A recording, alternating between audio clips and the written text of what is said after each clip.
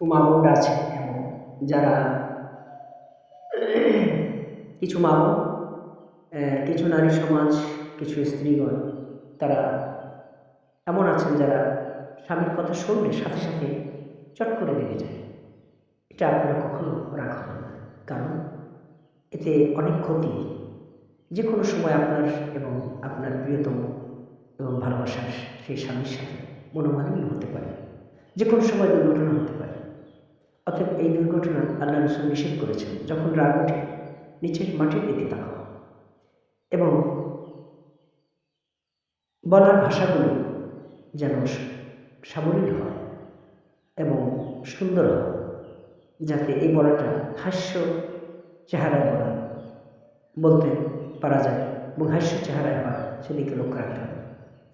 আমরা এটা অনেকেই দেখি যে অনেক মা বোনেরা, স্ত্রীরা, তারা স্বামী এত ভালোবাসে, স্বামী এত তাকে ভালো মনে করে, তারপরও সে তার ইচ্ছে মতো তার স্বামীর সাথে রাগান্বিত হয়। আগে তো কথা শুনুন, আগে কথা বুঝুন, বুঝতে চেষ্টা করুন। বোঝার আগেই স্বামীর সাথে কথা বলা বন্ধ করে দিন এবং স্বামীকে কষ্ট দিন। আর তার ব্যবহারের ব্যাপারে আপনি অসন্তুষ্ট হন, এটা করাটা উচিত নয়।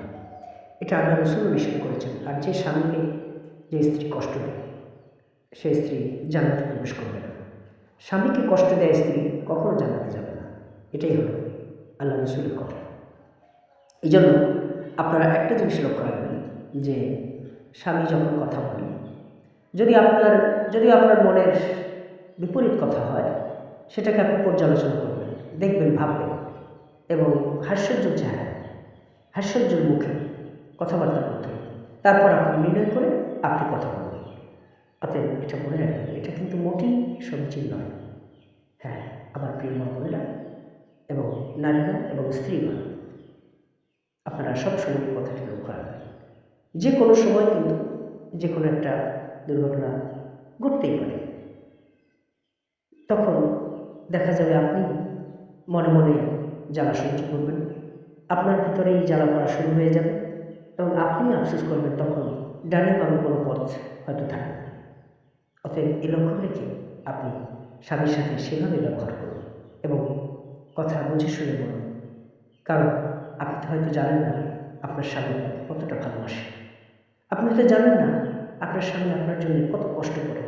আপনি হয়তো জানেন না যে যে স্বামী আপনার সাথে একটু অভিনয় ছলে এবং হাস্যোজ্জ্বল ছলে সুন্দর চেহারা নিয়ে হয়তো আপনার সাথে একটু অভিনব কায়দায় অভিমান করতে পারে, ঝগড়া করতে পারে, স্বাভাবিক।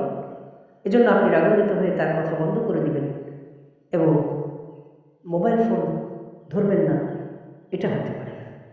অতএব এগুলো থেকে অবশ্যই আপনাকে দূরে থাকতে হবে।